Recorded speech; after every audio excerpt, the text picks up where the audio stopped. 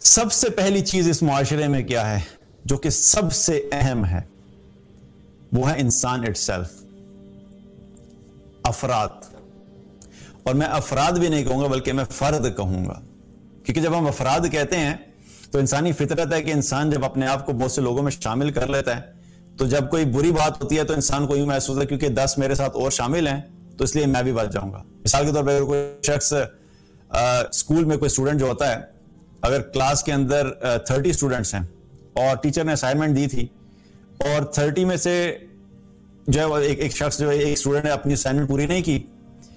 جب اس کو پتا لگتا ہے کہ میرے ساتھ 10 اور ہیں جنہوں نے کام نہیں کیا ہوا تو وہ تھوڑا شیر بن جاتا ہے، کہتا ہے چلو ٹھیک ہے میں اکیلا نہیں ہوں بلکہ 10 اور ہیں جنہوں نے بلنڈر مارا ہوا ہے. لیکن اگر اسے بتا دیا جائے کہ 30 میں سے 29 کام کر کے اور تم اکیلے جس نے کام نہیں کیا تو پھر اس کو ٹینشن زیادہ ہوتی ہے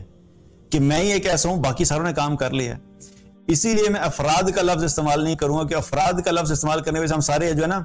اپنے آپ کو اسکیپ کرنا شروع کر دیں اور ہم مطمئن ہونا شروع ہو جائیں گے. اس لیے میں فرد کا لفظ استعمال کروں گا. سب سے پہلا جو کمپوننٹ کیا ہے سب سے اہم وہ ہے فرد. ہم میں سے ہر انسان ایک فرد جو اس معاشرے کا ہے وہ ہم جہاں پہ آج کھڑے ہیں ہم اس کے ذمہ دار ہیں. کیونکہ اگر دیکھا جائے کہ انسان اگر اپنی ذات کی ذمہ داری لے لے کہ میں نے خود ایک اچھا انسان بننا ہے، مجھے اس سے فرق نہیں پڑتا کہ میرے معاشرے میں کیا ہو رہا ہے، اگر 1000 لوگ غلط کام کر رہے ہیں اور میں اکیلا ٹھیک کام کر سکتا ہوں تو میں اکیلا ٹھیک کام کروں گا، اگر 1,00,000 لوگ ایک غلط ڈائریکشن پہ جا رہے ہیں اور میں اکیلا ایک صحیح ڈائریکشن پہ جا سکتا ہوں تو میں اکیلا اس ڈائریکشن میں چلوں گا. اور یہ چیز اس لیے اہم ہے کہ جب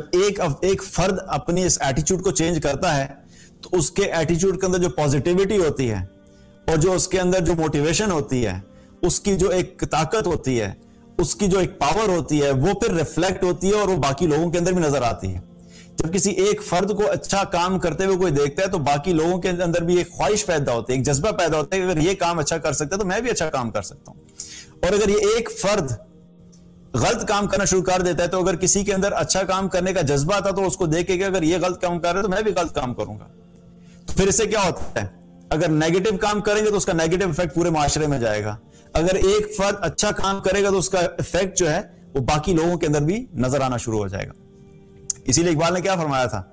اس ایک شعر اقبال نے کیا کہا، افراد کے ہاتھوں میں ہے اقوام کی تقدیر، ہر فرد ہے ملت کے مقدر کا ستارہ. تو تقدیر کے اعتبار سے تو اللہ سبحانہ تعالیٰ کے ہاتھ میں تقدیر، لیکن یہاں پہ کیا مطلب ہے تقدیر سے کہ اپنی ہر فرد کی یہ رسپانسبلٹی ہے کہ اس پوری قوم کو کیا ڈائریکشن دینی ہے،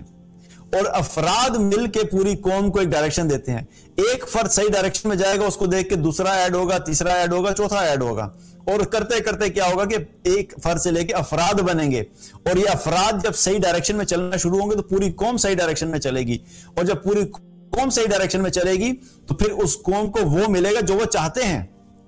لیکن اگر ہم اپنی رسپانسبلٹی نہیں پوری کر رہے، ہم خود ہی نہیں چلنا چاہ رہے، ہم خود ہی بہتری نہیں چاہتے، اور انڈیویجول لیول کے اوپر ہم اس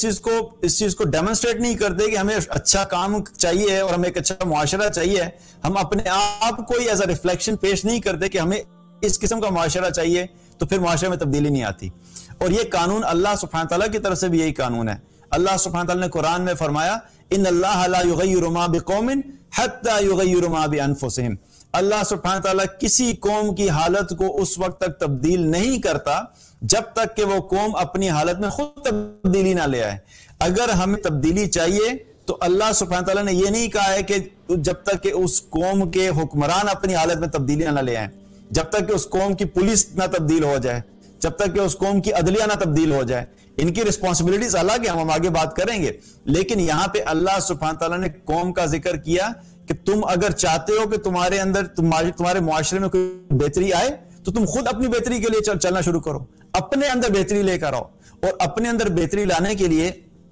سب سے امپورٹنٹ چیز کیا ہے کہ پہلے ہم ڈیفائن تو کریں کہ بہتری ہے کیا. ہم میں سے اکثر انسانوں کو تو یہی نہیں پتا ہوتا کہ میں کیا بننا چاہتا ہوں، مجھے اپنا ایک کیسا کریکٹر کیری کرنا ہے، میری پرسنالٹی کیسی ہونی چاہیے، میں کس قسم کا انسان بننا چاہتا ہوں. بہت سے لوگ اپنی زندگی میں یہی ڈیسائیڈ نہیں کر پاتے کہ وہ کیسے بننا چاہتے ہیں، اور وہ ایک کنفیوز قسم کی زندگی گزار رہے ہوتے ہیں. وہ جب گورے کو دیکھتے ہیں تو ان کا دل چاہتا ہے میں گورے جیسا ہو جاؤں، پھر کوئی اور نظر آتا ہے ان کو تو ان کا دل چاہتا ہے میں اس کی طرح کا ہو جاؤں. پھر اپنے معاشرے میں کوئی دوست ملے گا جو تھوڑا سا انفلوئنشل ہوگا، اس کو دیکھیں گے تو ان کا دل چاہے گا میں اس کی طرح ہو جاؤں، اور ساری زندگی یہ لوگوں کو دیکھ دیکھ کے جو ہے وہ انہی کی طرح ہونے کی کوشش کرتے ہیں، اور الٹیمیٹلی کیا بنتے ہیں؟ کچھ بھی نہیں بنتے، کیونکہ اپنی سوچ ہی نہیں، آپ نے ڈیسائیڈ ہی نہیں کیا کہ آپ بننا کیا چاہتے ہیں۔ پہلے آپ یہ تو کلیئر کر لیں کہ آپ کیسے بننا چاہتے ہیں۔ اسی لیے الحمدللہ اللہ کا بڑا کرم ہے کہ اللہ سبحانہ تعالیٰ نے ہمیں محمد صلی اللہ علیہ وسلم کو ایک آئیڈیل کے طور پہ دیا، تاکہ کنفیوژن تمہارے سے ختم ہو جائے کہ تم نے بننا کیا ہے۔ ہم سب کے لیے ایک ہی آئیڈیل ہے، وہ کیا ہے؟ محمد صلی اللہ علیہ وسلم۔ ان کی زندگی کو اپنے سامنے رکھ کے چلیں، اور واللہ جو شخص ان کی زندگی کو کاپی کرنے کی کوشش کرے گا، اور جتنا زیادہ کاپی کرے گا اتنا زیادہ کامیاب ہوگا، اتنا زیادہ وہ اللہ کے قریب ہوگا۔ تو ہمارے لیے کیا ہے کہ پہلی چیز ڈیسائیڈ کریں کہ آپ نے بننا کیا ہے۔ اور یہی چیز اگر دیکھا جائے تو جب فرد ہوتا ہے، ہر فرد کے اندر اگر ایک ذمہ داری والی کیفیت آ جائے تو وہ انسان جو ہے اپنی رسپانسبلٹی کو پورا کرے گا۔ اور فرد کے بارے میں بات کریں تو یاد رکھیے کہ دو ایسی چیزیں ہیں اگر ہم میں سے ہر انسان کے اندر وہ دو چیزیں آ جائیں تو ہم اپنی انڈیویجول لائف میں بھی اور اپنی اجتماعی زندگی میں بھی ایک اچھا پازیٹیو پروڈکٹیو رول پلے کر سکتے ہیں، اور ایک اچھے انسان اور اچھے مسلمان کی طرح زندگی بسر کر سکتے ہیں۔ اور وہ دو چیزیں کیا ہیں؟ پہلی چیز، ہمارے دل میں اللہ کی عظمت آ جائے، اللہ کی عظمت آ جائے۔ اور دوسری چیز کیا ہے کہ ہمارے دل میں آخرت میں مرنے کے بعد سزا اور جزا کے اوپر یقین آ جائے۔ یہ دو چیزیں اگر ہمارے دل میں صحیح طریقے سے، جسے کہتے ہیں کہ راسخ ہو جائے، ہمارے دل میں یقین پختہ ہو جائے، جس انسان کے دل میں بھی یہ دو چیزیں مضبوط ہو جائیں گی تو یقین رکھیں کہ پھر وہ اگر نظام نہیں بھی ہے تب بھی وہ سیدھا چلے گا، تب بھی وہ گناہ سے بچے گا، تب بھی وہ لوگوں کی خیر خواہی چاہے گا، تب بھی وہ کسی کو دھوکہ نہیں دے گا، چاہے نظام اویلیبل نہیں بھی ہے، اس کے باوجود اس کی زندگی ایسی ہوگی کہ وہ لوگوں کو فائدہ پہنچانے والا ہوگا، یہ ایسا نہیں ہوگا کہ وہ نقصان پہنچانے والا ہوگا۔ دو چیزیں، پہلی چیز اللہ کی عظمت، اور دوسری چیز آخرت میں سزا اور جزا کا ڈر اور یقین۔ اور اسی چیز کو اگر دیکھا جائے تو اللہ سبحانہ تعالیٰ ہمیں دن میں 5 دفعہ ان دونوں چیزوں کو ریوائز کرواتا ہے۔ ہر نماز میں سورہ فاتحہ پڑھنا لازمی ہے، فاتحہ کے بغیر نماز نہیں ہوتی۔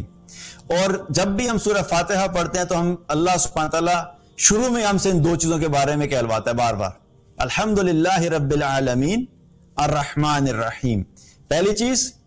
اپنے رب کی عظمت کو سمجھو کہ تمام تعریف، تمام شکر اللہ کے لیے جو تمام عالمین کا رب ہے، وہ کوئی چھوٹی ذات نہیں ہے، وہ پوری کائنات، بلکہ کائنات نہیں کہہ رہے، یہاں پہ عالمین کا لفظ استعمال ہوا ہے۔ عالمین کا لفظ کیا بتا رہا ہے کہ جب سے دنیا بنی، جب سے کائنات بنی اور جب یہ ختم ہوگی، اس وقت سے لے کے اینڈ تک جو کچھ بھی اس میں موجود ہے، جو گزر چکا ہے، جو ابھی موجود ہے، جو فیوچر میں آئے گا، ان سب چیزوں کو اکٹھا کرو تو ان سب چیزوں کا رب جو ہے وہ اللہ ہے۔ اور رب کون ہوتا ہے؟ جو خالق ہوتا ہے، جو مالک ہوتا ہے، جو مدبر ہوتا ہے۔ تو سب سے پہلی چیز جو اللہ ہمارے دلوں میں پیدا کرنا چاہتا ہے وہ کیا ہے؟ اللہ کی عظمت۔ اور پھر ساتھ ساتھ الرحمن الرحیم کیا ہے کہ اللہ سبحانہ تعالیٰ اپنی ان صفات کا بھی تذکرہ کر رہا ہے کہ ہے وہ بہت عظیم، بہت طاقتور ہے، تمام عالمین کا رب ہے، لیکن اس کے باوجود وہ رحمان الرحیم ہے۔ تو یہ کیا ہے کہ عظمت اور اللہ کی رحمت سے امید، یہ پہلی چیز ہوگی۔ دوسری چیز پھر اللہ سبحانہ تعالیٰ کیا ہم سے کہلواتا ہے؟ الحمدللہ رب العالمین الرحمن الرحیم مالک یوم الدین، یوم جزا کا مالک ہے۔ ایک دن ہوگا جس دن سب کو وہ اکٹھا کرے گا۔ تم دنیا میں چاہے اچھی زندگی گزارو چاہے بری زندگی گزارو، چاہے اچھائیاں کرو چاہے برائیاں کرو، چاہے لوگوں کے ساتھ اچھے رہو یا برے رہو، چاہے لوگوں کو دھوکہ دو یا ان کو انصاف دو، چاہے سچ بولو یا جھوٹ بولو، چاہے نماز پڑھو یا نہ پڑھو، اللہ سبحانہ تعالیٰ نے دنیا میں کسی کو پکڑنے کا سلسلہ اس طریقے سے نہیں رکھا۔ لیکن وہی اللہ ہمیں یاد کیا کراتا ہے کہ یاد رکھو کہ ایک دن ایسا آئے گا جو قیامت کا دن ہے، اور قیامت کے دن تم سب نے میرے سامنے کھڑے ہونا ہے۔ اس وقت یاد رکھنا کہ اس دن جو ہے سزا اور جزا کا جب فیصلہ ہوگا تو تم اپنے ایک ایک عمل کا حساب اس کے سامنے کھڑے ہو کے دو گے۔ تو یہ دو چیزیں اگر کسی انسان کے دل میں مضبوط آ جائے، یقین آ جائے،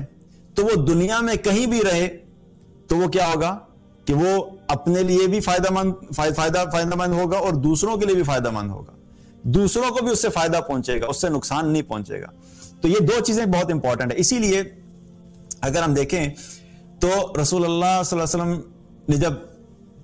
دین کی دعوت کا کام شروع کیا, آپ کو نبوت ملی, اور آپ نے جب لوگوں کو اللہ کی طرف بلانا شروع کیا, تو مکہ کی زندگی اگر دیکھیں تو اس سارے ٹائم میں جو زیادہ فوکس تھا وہ کس چیز کے اوپر تھا؟ لوگوں کے ایمان کو مضبوط کرنا, لوگوں کے دلوں میں اللہ کی عظمت کو پیدا کرنا, لوگوں کو بتانا کہ اللہ ہے,